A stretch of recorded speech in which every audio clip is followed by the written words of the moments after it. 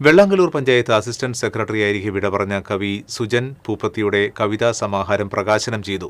ജോലിയിൽ നിന്ന് വിരമിക്കുന്ന ദിവസം പുസ്തകമാക്കി പ്രസിദ്ധീകരിക്കാൻ കാത്തുവച്ച 43 കവിതകളുടെ സമാഹാരമാണ് പ്രകാശനം ചെയ്തത്. കവി കുരീപ്പുഴ ശ്രീകുമാറിൽ നിന്ന് സുജൻ പൂപ്പത്തിയുടെ ഭാര്യ KB രജനി പുസ്തകം ഏറ്റുവാങ്ങി. കാവ്യശികയാണ് പുസ്തകം പ്രസിദ്ധീകരിച്ചത്.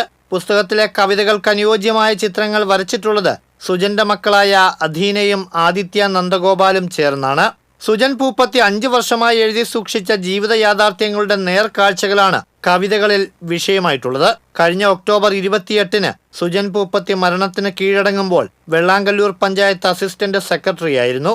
ഈ വർഷം ഫെബ്രുവരി 28-ന് സർവീസിൽ നിന്നും വിരമിക്കുന്ന ദിവസം കവിതകൾ പുസ്തകമായി പ്രസിദ്ധീകരിക്കണമെന്നായിരുന്നു സുജന്റെ ആഗ്രഹം. ജീവിതത്തിലെ അവസാന 15 മാസമാണ് കൂടുതൽ കവിതകൾ എഴുതിയിട്ടുള്ളതെന്നും മരണത്തിലേക്ക് അടുക്കുന്നതിന്റെ തിരിച്ചറിവാണ് പല കവിതകളിലും പ്രകടിപ്പിച്ചിട്ടുള്ളതെന്നും ഭാര്യ രജനി പറഞ്ഞു. സുജന്റെ എല്ലാ കവിതകളും ഭാര്യയാണ് ആദ്യം വായിച്ചിട്ടുള്ളത്.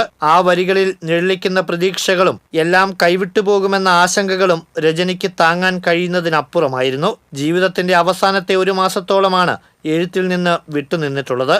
രോഗാവസ്ഥയിൽ നേരിടുന്ന പ്രതിസന്ധിയുടെയും പ്രതീക്ഷകളുടെയും നിരാശകളുടെയും തീവ്രത പലപ്പോഴും ഫേസ്ബുക്കിലൂടെ പങ്കുവെക്കുന്നത് സുഹൃത്തുക്കൾക്ക് ഞെട്ടലുണ്ടാക്കുന്നതായിരുന്നു.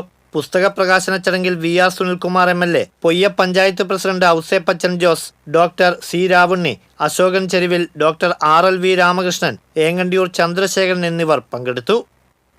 TCV മാള.